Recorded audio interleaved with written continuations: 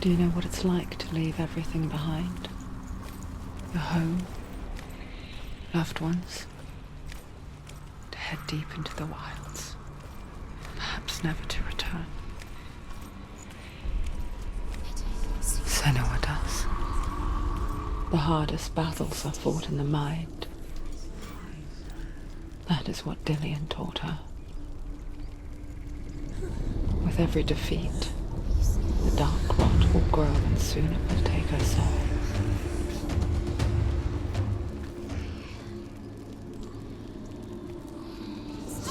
But for now, at least, she still has control of her mind. And she will fulfill her vow, whatever the cost.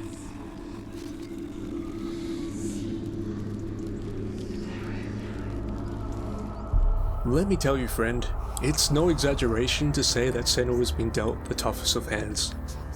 To the outside observer, it might seem like our newfound protagonist is journeying by herself, but that's far from the actual truth. It's just that her travel companions aren't of a conventional nature. They exist as voices in her head after all. Why is she doing this? You see, Senua suffers from severe psychosis. This manifests as a constant chorus of intrusive thoughts, as well as visual and auditory hallucinations.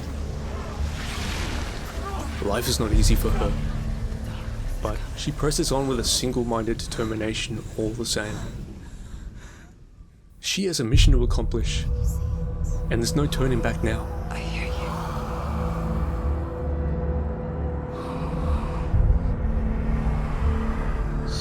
He's there, you know. There's no doubt about it. The source of the darkness is in Helheim. Only the dead dwell in Helheim, and that is where you must travel. In Hellblade, our epic Mosey takes us into the terrifying depths of Helheim, a place that's straight out Norse mythology. Though striking and at times deceptively beautiful, this is not a place you want to be, especially if you have a compromised mind like our hero. Senua is haunted by her past, something will piece together as the story progresses, and she's here to put things right, no matter the personal cost to her. But you best believe Helheim's the kind of place that's going to use her past and fears against her. Take the torch. It's too dark. Take it. This will help you There's many a lurking horror here, to be able to see. waiting to make their presence known. But this is a world just waiting to be explored too, with something to discover around every corner. You'll be scaling great heights. You'll be maneuvering across perilous terrain. And you'll be kicking ass and taking names.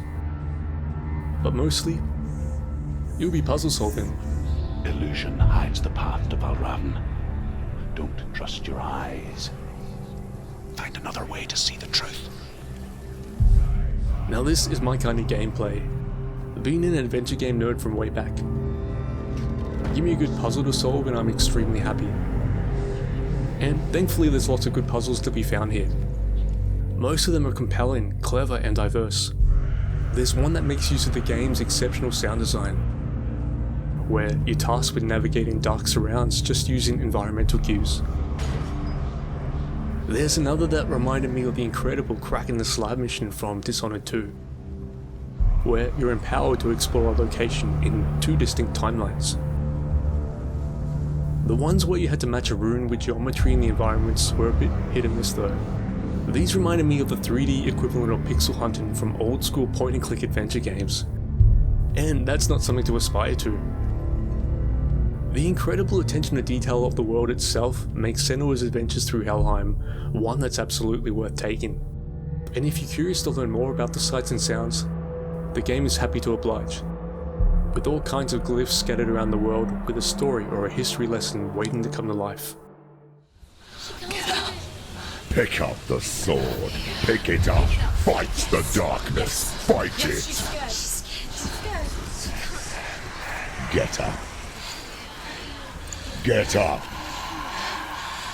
Get up and fight.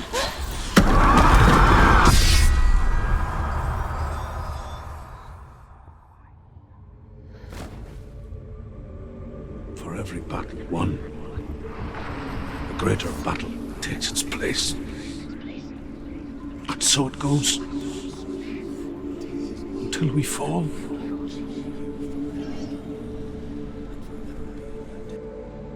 And in the end, we all fall.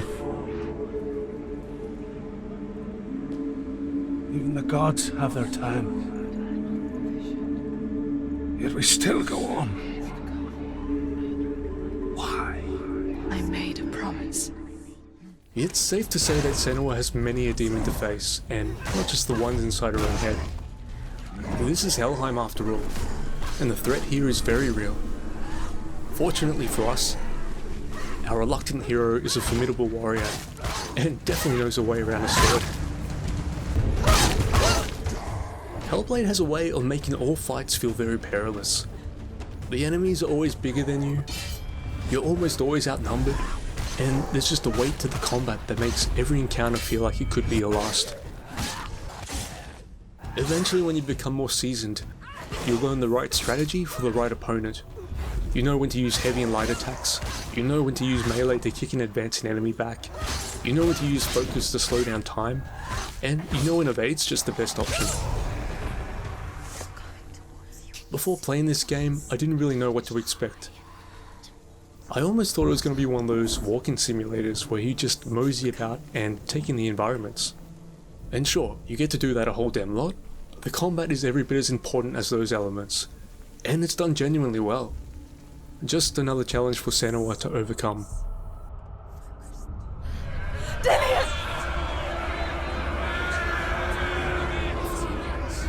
coming for me!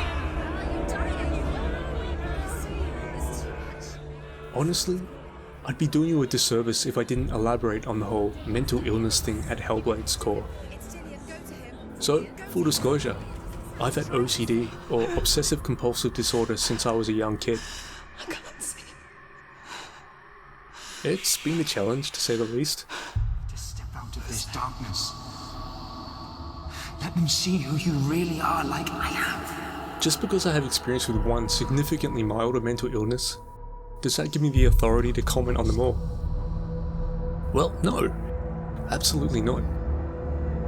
But I know what it's like to have your burden exploited in popular culture for entertainment value, or used disingenuously for cheap laughs. I'm looking at you, television's monk. You can't see, but I'm shaking my fist at the screen right now. So, is this a gimmick? A mental illness simulator? A story guided by a well-intentioned but reckless hand? Thankfully, no. That's not the case here at all.